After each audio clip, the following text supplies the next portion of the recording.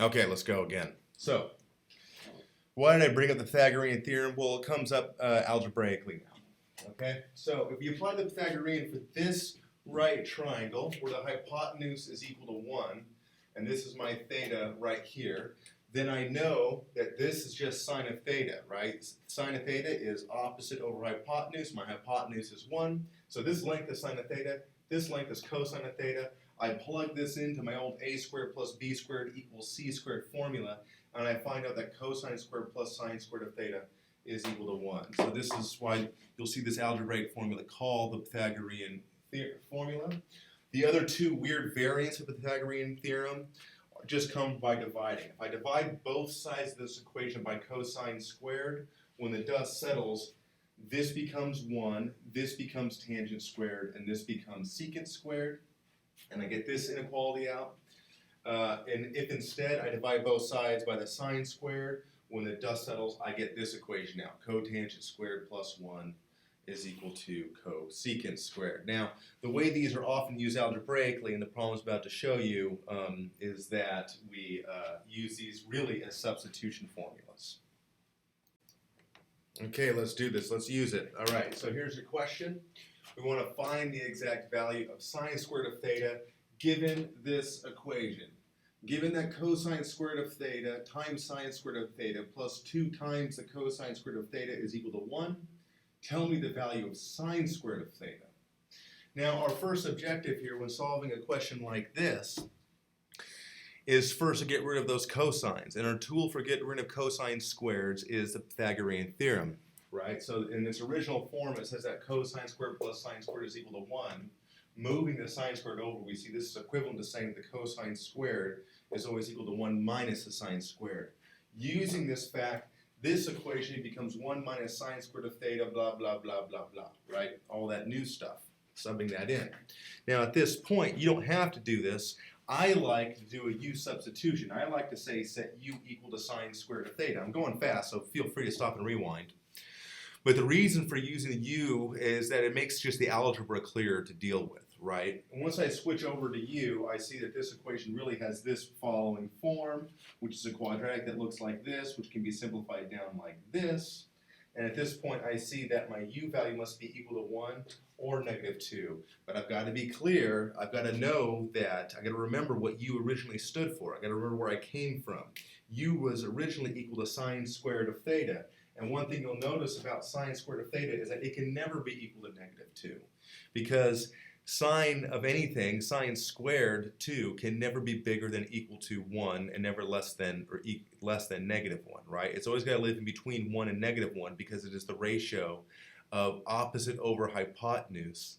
And the ratio of opposite over hypotenuse is always less than 1 because, opposites are always smaller than hypotenuses. So therefore, the only solution that possibly works is this. Sine squared of theta is equal to 1. And notice it was just asking for sine squared of theta, so I don't have to go through and solve for theta too. Not yet, anyway.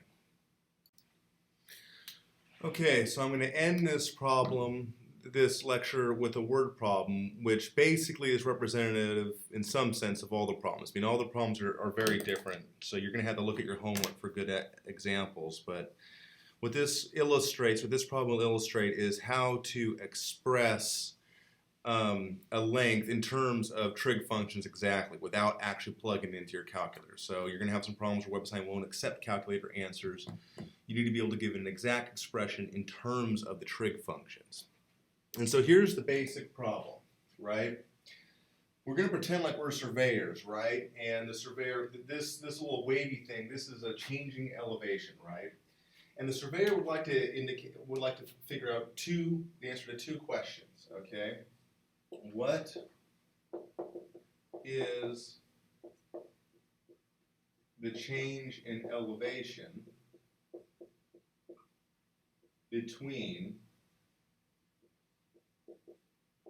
point A and point B? And another time, they'll also want to know if you're looking straight down, looking at a bird's eye view of the same piece of land from up above, looking bird's eye view, how long is the distance traveled, right? So we know that if I follow just this rope, how long it is, but I'm just wondering what is the bird's eye length, right?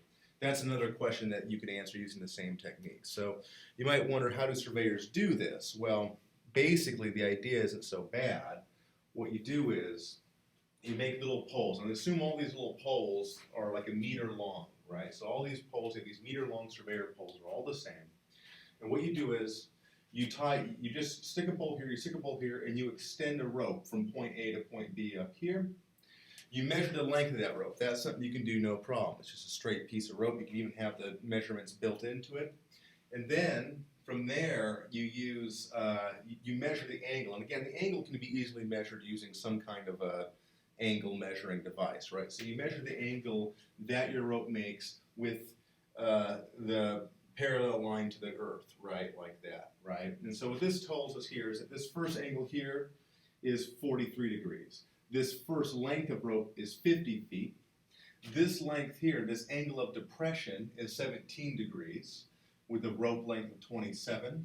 This angle of depression is less, it's only 8 degrees with a rope length of 24.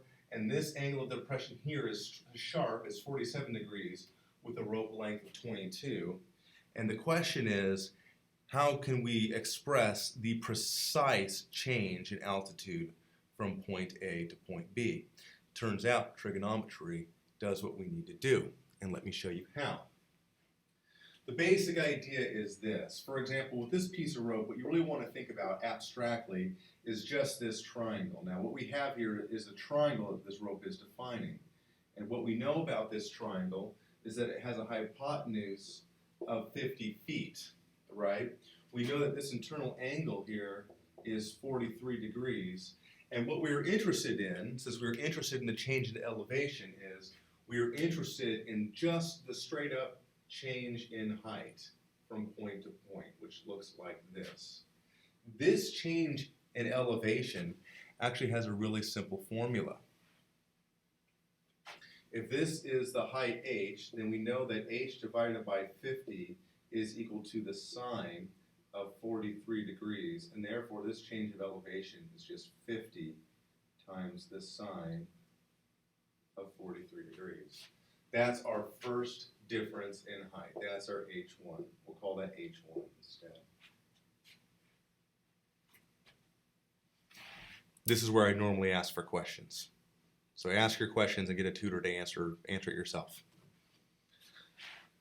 Okay. But of course, that just tells us the change in height from point A to point B. The next question is, okay, well, I want to figure out what happens at the end of this. So what do I do? I keep on playing the same game. Now I want to figure out this height difference. I know that now I'm going to experience a different height, a height that goes down by this much. So here's what I'm going to do. This height 2 here, using the same exact reasoning, okay, is just 27 times the sine of 17 degrees. And so therefore I see that my height rings, so that's what h2 is. I can see that this little change in height right here, we'll call this h3, this negative change in height is similarly 24 times the sine of 8 degrees. And then finally I have this last little hit on my initial height right here, we'll call this h4. h4 is equal to, again, 22 now this time, times the sine of 47 degrees. So now I've figured out all these little heights, h2, h3, h4, and h1. And of course the total net change in height is just going to be h1 minus h2 minus h3 minus h4, which is just this big complicated formula you substituted in yourself. But you get the idea. That is how you compute these lengths. It's pretty cool. All right, this concludes the lecture. Thank you for sticking with me throughout this whole thing. I'm going to be handing out worksheets to the people for you to do. The worksheets will give you more problems that are similar to web design problems and maybe 1 or 2 biggies that will be more complicated. And you just work through those and you should do fine. All right, and I will see you a week from, well, whatever. I'll see you when I see you.